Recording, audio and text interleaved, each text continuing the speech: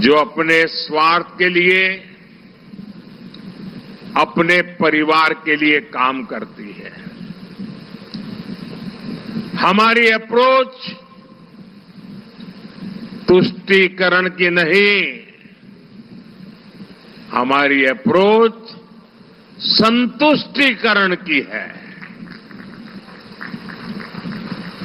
मुझे याद है, मैंने यही गोवा में पहली बार भाजपा की इस सैचुरेशन अप्रोच पर विस्तार से बात की थी। सैचुरेशन अप्रोच यानी सबका साथ, सबका विकास। सैचुरेशन अप्रोच यानी बिना किसी भेदभाव सभी सरकारी योजनाओं का लाभ मिलना चाहिए। और हमारा गोवा तो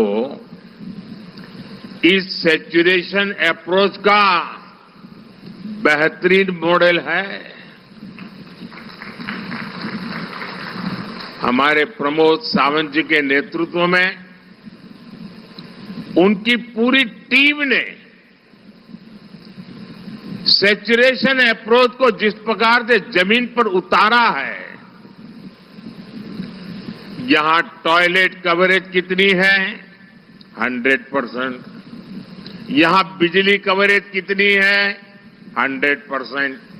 यहां एलपीजी कवरेज कितनी है? 100%। यहां नल कनेक्शन कितने हैं? 100%।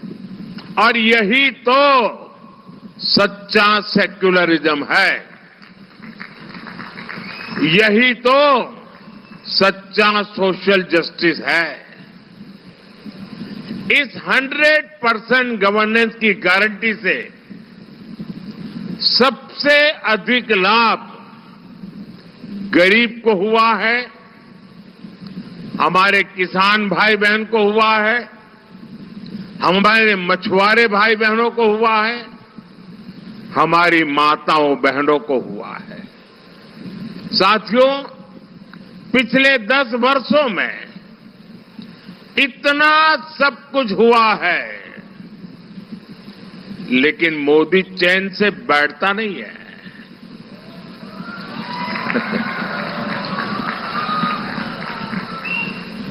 लोग परेशान हो जाते हैं, मोदी जी इतना दौड़ते क्यों हो? मोदी मौज करने के लिए पैदा नहीं हुआ है।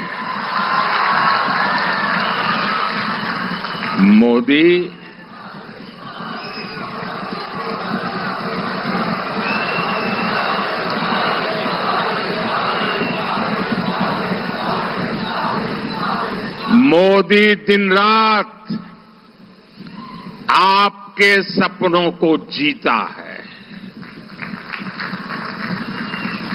आपके सपने ही मोदी के संकल्प है।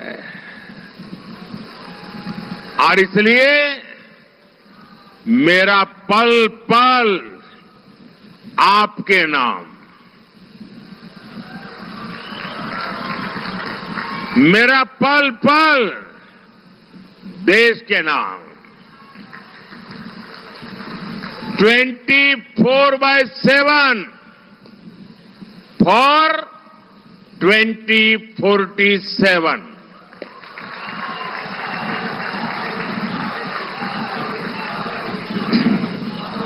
इतने सारे काम हुए, अनगिनत काम मैं बता सकता हूं। जीवन का कोई भी क्षेत्र उठा लीजिए, मैंने कुछ न कुछ अच्छा करने की कोशिश की होगी। और पिछले 10 साल में इतने सारे काम होने के बाद फिर भी मोदी दौड़ता है, क्योंकि ये जो 10 साल में मैंने किया है ना, इतना सारा किया है, फिर भी मेरे हिसाब से तो ये ट्रेलर है, ट्रेलर। अभी तो मुझे बहुत कुछ करना है। गोवा को, देश को बहुत आगे लेकर जाना है। और आप मोदी की गारंटी नोट करके रखिए। आने वाले साल में गरीबों के 3 करोड़ नए पक्के घर बनेंगे। और मेरी आपको एक रिक्वेस्ट है, मेरा एक काम करोगे? ऐसे नहीं, ऐसे जरा तेज गति से बताओ। मेरा एक काम करोगे? देखिए, चुनाव अभियान में आप घर घर जाते होंगे, मोहल्ले में जाते होंगे, गांव में जाते होंगे। कहीं पर भी अगर कोई ऐसा परिवार ध्यान में आए कि जिसको अभी पक्का घर नहीं मिला है, हो सकता है गांव में 5 लोगों को मिल गया होगा, लेकिन एक आध छूट गया होगा, आप उनका नाम पता लिख लीजिए, मुझे भेज दीजिए। 4 जून के बाद, नई सरकार बनने के बाद मेरी तरफ से उनको कह देना, तीसरी बारी में उनका पक्का घर पक्का हो जाएगा। तो बता दोगे? और ये मोदी की गारंटी है, उनको पक्का घर मिलेगा। और आप भी उसी विश्वास से उनको कह देना कि आपका पक्का घर पक्का। क्यों? मेरे लिए तो आप सभी मोदी है। शहरों में जो हमारे मिडिल क्लास परिवार है, जो किराए पर रहते हैं, उनको भी अपना मालिकी का, मालकिन हक वाला घर बनाने के लिए मदद दी जाएगी। ये भी मोदी की गारंटी बता दीजिए। अभी तक हमने घर घर सस्ते सिलेंडर का उज्ज्वला कनेक्शन पहुंचाया है। अब हम घर घर पाइप से सस्ती गैस पहुंचाने के लिए तेज गति से काम करेंगे। अभी तक हमने करोड़ों गरीब परिवारों को 5 लाख रुपए तक का मुफ्त इलाज दिया है। अब हम गोवा के हर परिवार में जो बुजुर्ग है, सीनियर सिटीजन है, जो 70 साल की ऊपर के हैं, और हम जानते हैं आज हमारे परिवारों में आजकल माता, पिता, दादा, दादी, नाना, नानी, बुजुर्ग, कोई न कोई तो बीमारी हो ही जाती है। सब कोई मोदी जैसे थोड़े होते हैं। कोई न कोई तो बीमारी हो जाती है। और जो घर में कमाने वाला बेटा होता है या बेटी होती है, उसको अपने बच्चों को भी संभालना होता है, अपने बच्चों की भी चिंता करनी होती है, और ऊपर से माता पिता की बीमारी का खर्चा जाता है। तो मध्यम वर्ग के परिवार को बहुत मुश्किल हो जाता है। तो आप घर घर जाकर के बता दीजिए, उनसे फॉर्म भर दीजिए कि 70 साल से ऊपर के कोई भी नागरिक होंगे, अब उनका इलाज का खर्चा दिल्ली में जो आपका बेटा बैठा है ना, वो मोदी करेगा। ये मोदी की गारंटी है। तो आप जाकर के फॉर्म भरवा देंगे सबका, हर एक का फॉर्म भरवा देंगे। जो 70 साल से ऊपर के हैं कर लेंगे। दूसरा, उसमें जो 85 से ऊपर के होंगे उनके लिए हमने नियम नया बनाया है। उनको पोलिंग स्टेशन पर आने की जरूरत नहीं है, वो अपने घर से वोट कर सकते हैं। जो दिव्यांग है वो अपने घर से वोट कर सकते हैं। और इसके लिए मैं चाहूंगा कि सरकार के साथ मिलकर के योजना बनाकर ऐसे लोगों का वोटिंग हो जाए। साथियों, कहने का तात्पर्य यह है कि गोवा का मेरा हर परिवार, मेरी हर फैमिली के पास इन सारी सुविधाओं के कारण पैसा बचेगा और वो अपने बच्चों के लिए खर्च कर पाएंगे। उनकी बहुत बड़ी चिंता मोदी दूर कर देगा। साथियों, ये भाजपा सरकार है।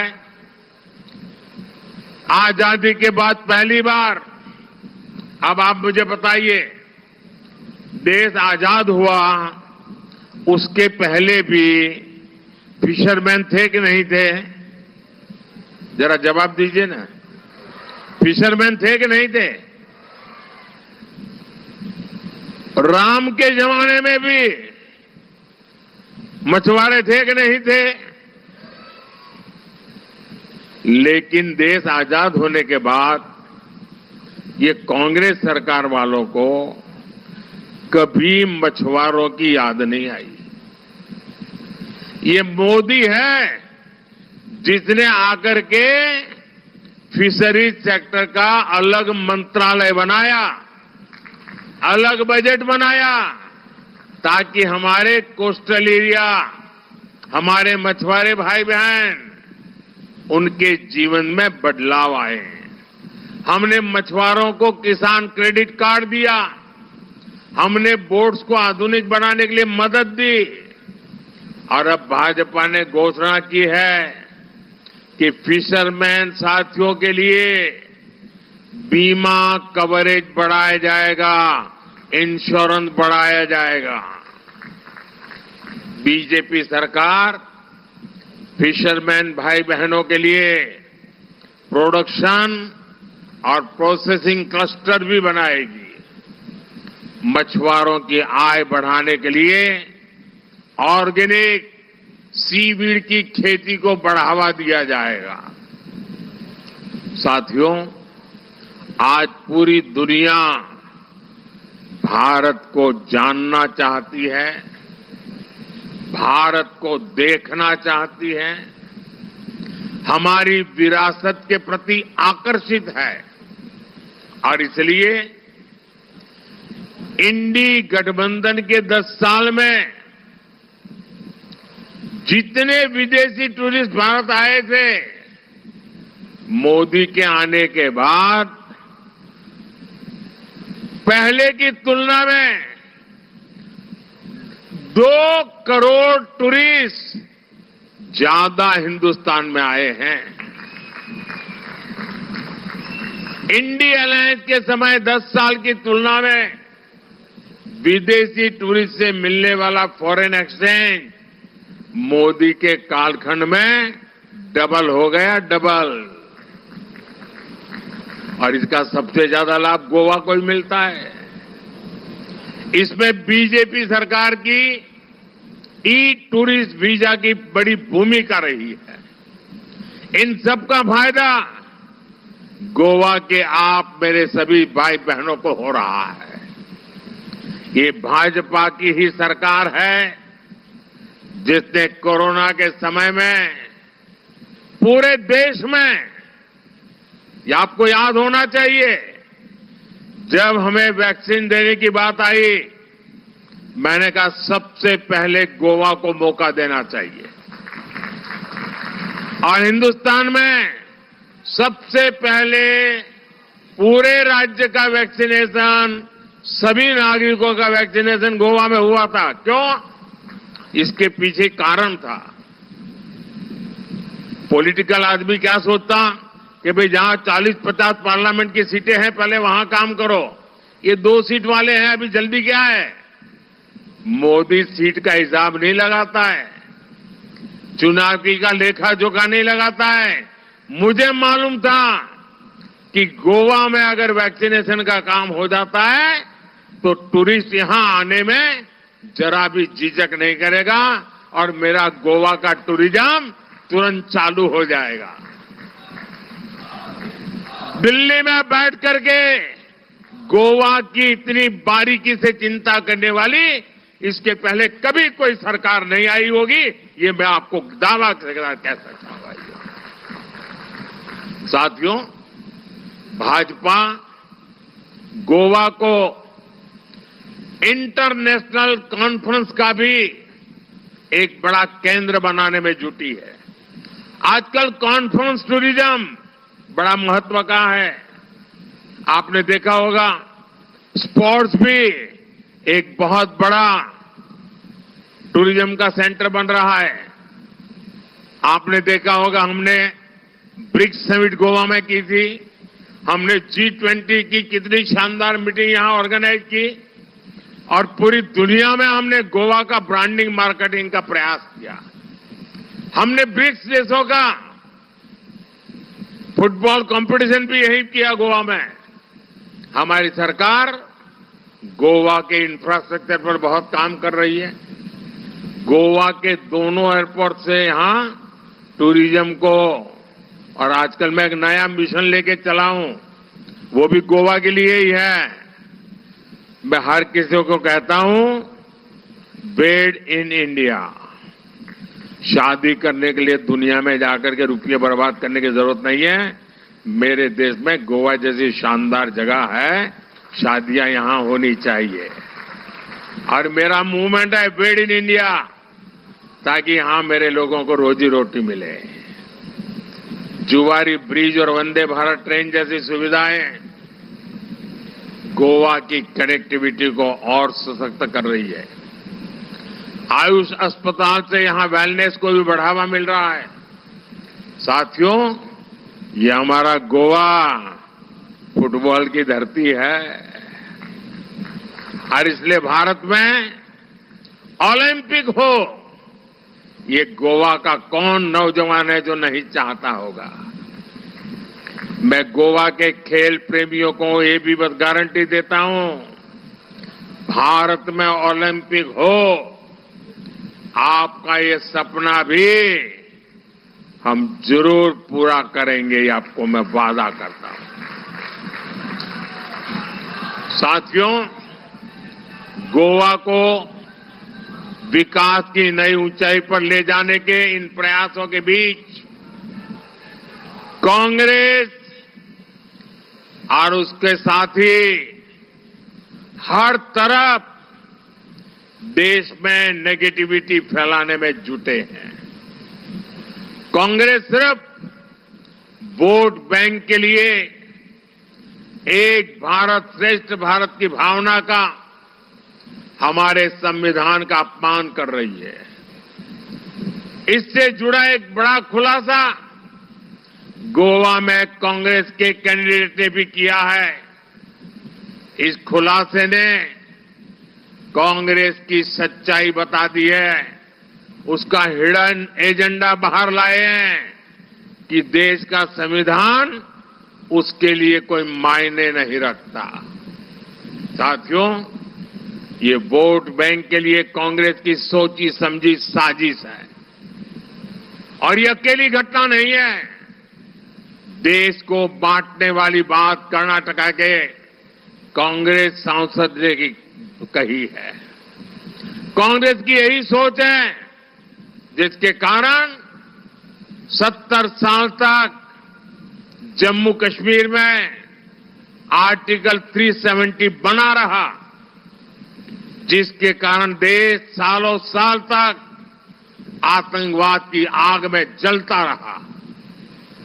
आपके एक वोट ने आर्टिकल 370 को जमीन के भीतर दफना दिया। दोस्तों, वो इतिहास के पन्नों पर जड़ गया।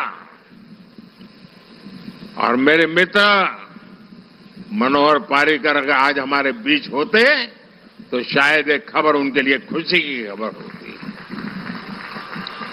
लेकिन इंडी गठबंधन आर्टिकल 370 को भी वापस लाने की बात कर रही है। मुझे बताइए मेरे गोवा के भाई बहन, क्या आर्टिकल 370 वापस लाने देंगे क्या? कांग्रेस के मंसूबे पार होने देंगे क्या? साथियों, कांग्रेस वोट बैंक के तुष्टीकरण के लिए खतरनाक खेल में जुटी है। कांग्रेस धर्म के आधार पर आरक्षण देना चाहती है।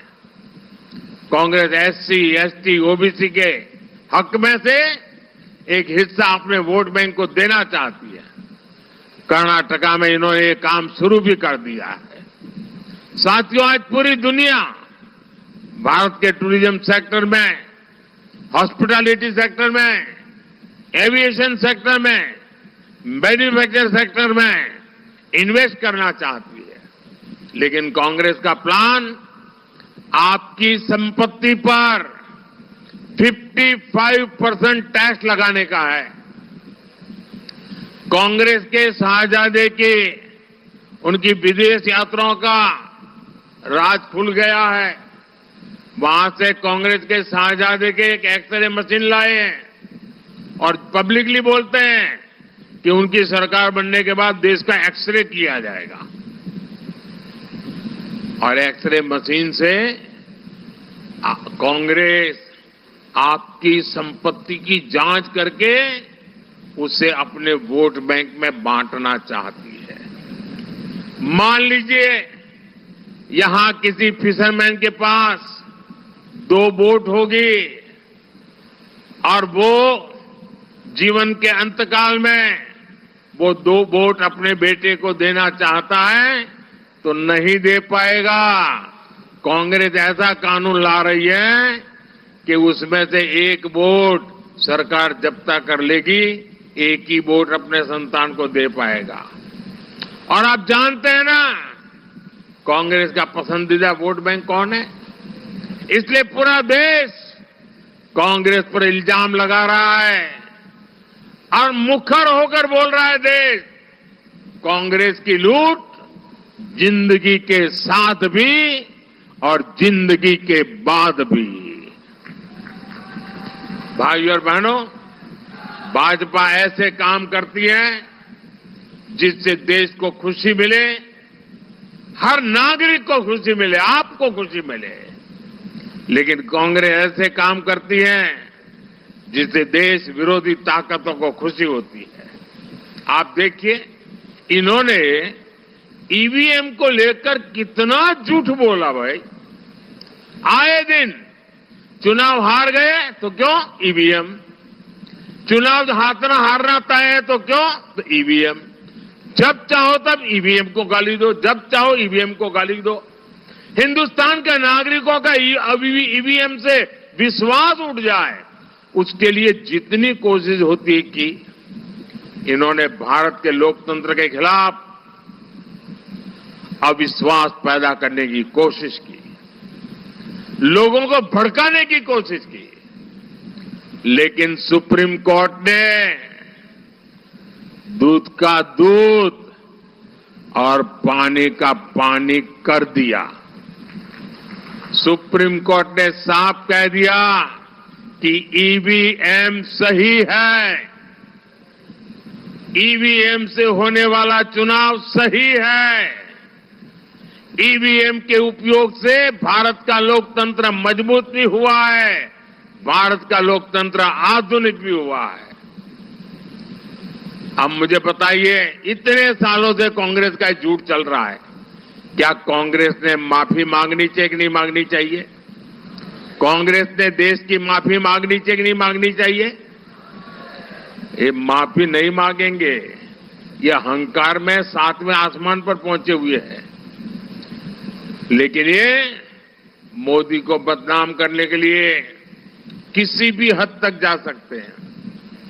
साथियों, 7 मई को होने वाले चुनाव में आपको देश विरोधी हर ताकत को हराना है।